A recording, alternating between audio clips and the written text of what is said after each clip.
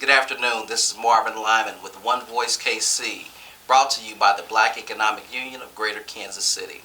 We're glad that you've tuned in today as we are with a very special guest from the NACCC, none other than longtime business owner and community activist, Mr. Lamar Vickers. How are you doing today? All right, about yourself? Good to have you today. Thank you for having me. Mr. Vickers, tell us a little bit about yourself. I don't know if Kansas City knows all of what you've been involved in and even your business pursuits here in the area. Thank you. I've been involved in the Kansas City area since 1992, working in the community. I've also was the general manager for B&B Lawn Service. We did several contracts around the city: Kemper Arena, Barney Ellis Plaza, Health Department, 18th and Vine here. Been involved in healthcare and been activist in the community, working on behalf of the youth. That's been my passion. Excellent, excellent. Well, I've known you for quite some time. I've always seen you involved in supporting black-owned businesses, so I have great admiration for you. Now you have a new role, working with the NACCC as the community liaison. Tell us a little bit about the NACCC. Well, I tell you, I've been really fortunate to work with NACCC. It is a contractors cooperative. We work on behalf of the contractors here in the city and around the country. We have chapters all over the country, but we are based here in Kansas City, and our specific and primary functions are here in this city, working with contractors, helping them to develop into business owners, helping business owners develop into GCs, helping GCs grow into developers. And so our mission is to enhance everyone's ability. Excellent, excellent. I know Mr. Harris, the founder of the NACCC. Yes. I always leave out one of them. Yeah, a lot of people do. But I know Mr. Harris has been a strong proponent of African American black-owned businesses, and that's something that we see is greatly needed. There's a lot of development that's happening right now in Kansas City, particularly with multifamily housing and mixed-use development. One project that has resurged now is the project formerly known as the Citadel. Yes. Now is the 63rd Street project at Prospect. Yes. Can you talk to us a little bit about that and what the NACCC's role in bringing that project to fruition? Oh man, thanks for asking. Yeah. Well, the RFP came out probably 60, 70 days ago, and we managed to catch a hold to it and are presently responding to it to possibly get the development contract for the newly placed RFP that came out. This project is a 10-year, at minimum, $166 million project that has 4 levels. They have a hotel, they have retail, they have housing, and this development is one that we are very, very interested in for 2 reasons. One is naturally becoming a part of the new construction, the new development in the area in which we are already serving. We have an office at 6025 Prospect. This office building, which was formerly a medical building, was and has been redeveloped by NACCC using minority contractors, and very proud of the outcome, and we invite anyone to come, take a tour of the building, see the craftsmanship that has been put in place, and to understand that we as subcontractors do possess the ability to do construction projects that are high quality. Now, when the East Patrol and Crime Lab was built here recently at 27th and Prospect, the NACCC was very active in making sure that there was African American participation, but MBE, WBE participation, but black participation in particular, to the tune of 42% MBE, WBE participation, which equated to about $22 million being spent amongst our community to build that project. So as you talk about the 63rd Street project at Prospect being at minimum of 166 million or so, there are also numbers that suggest that it could be upwards of 350 million.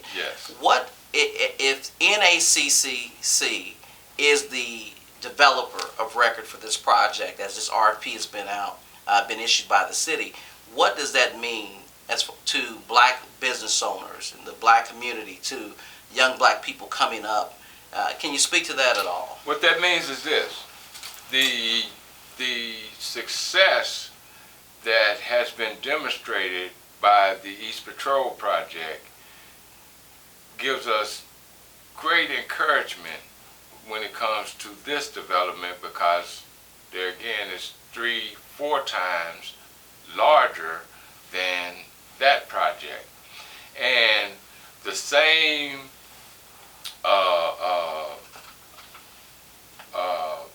administrative practice that was used on that project, whereas they had the general, the subcontractor hired the minority contractor, who in turn hired the laborers.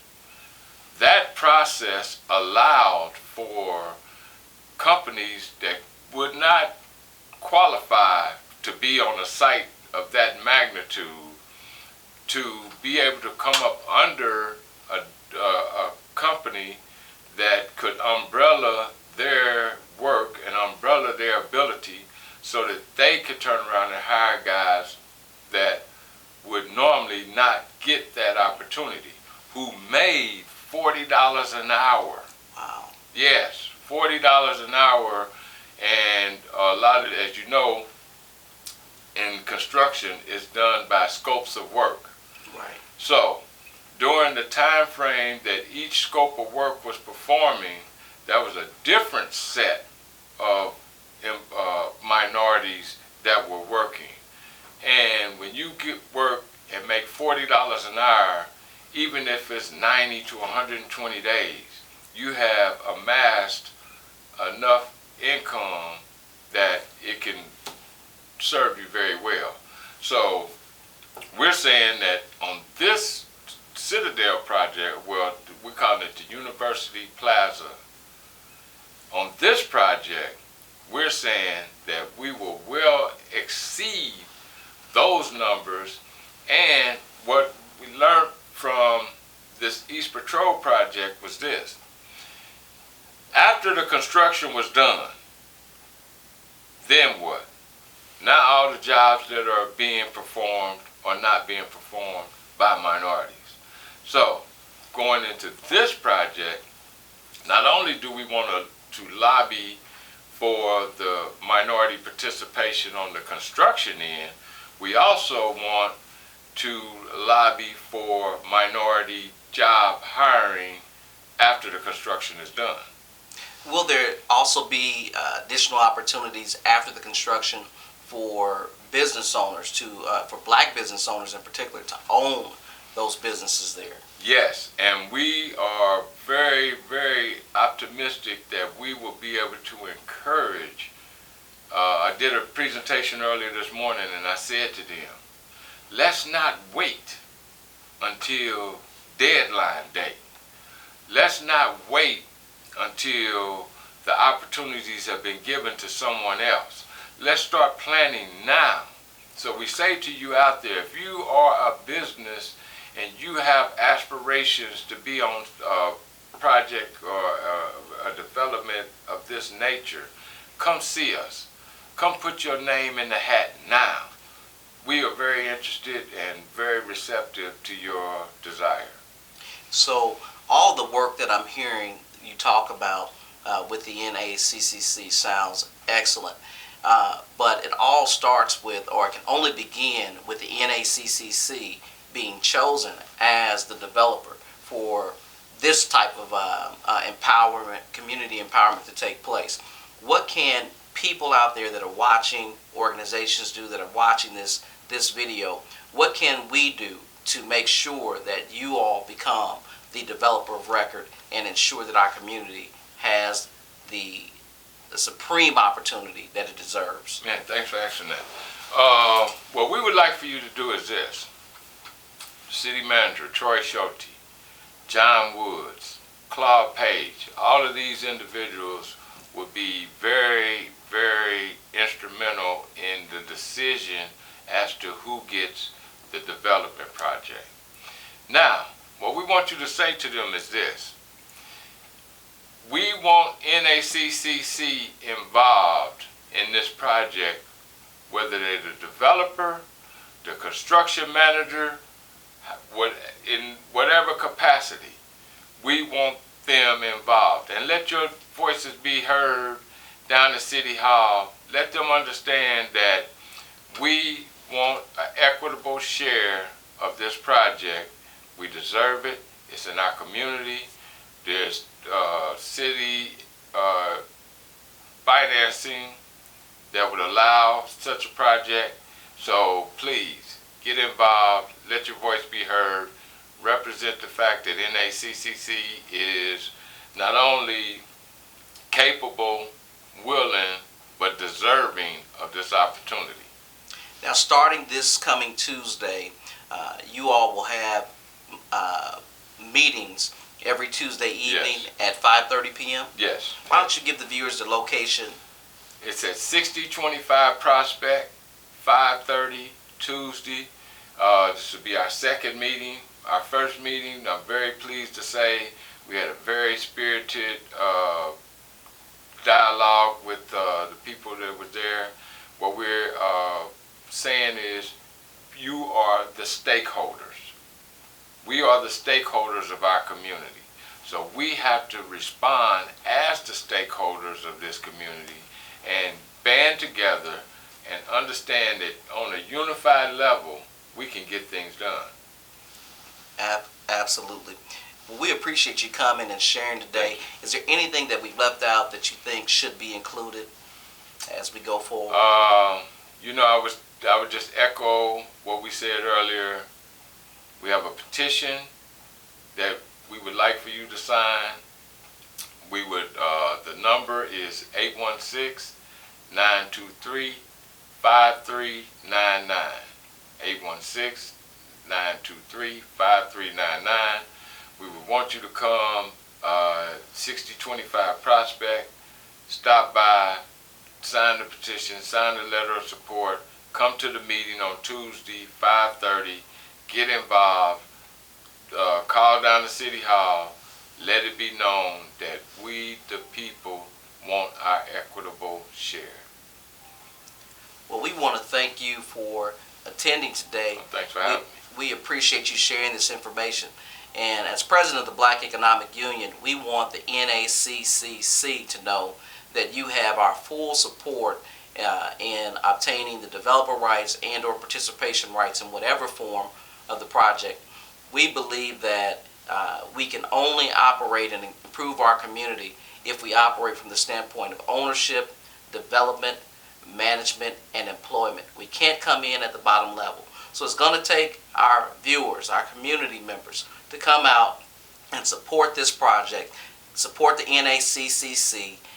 It will be too late once the project is built. We have to get in at the front end of the project and to make sure that we own, we develop, we manage, and we make the employment decisions if we want to change Kansas City for the betterment of black people. Thank you for tuning in to One Voice. I'm IFBB Bikini Pro Cat Williams, and when I'm not working out in the gym, I'm searching the web on Cascade Media and What's Up Kansas City. So make sure you check them out.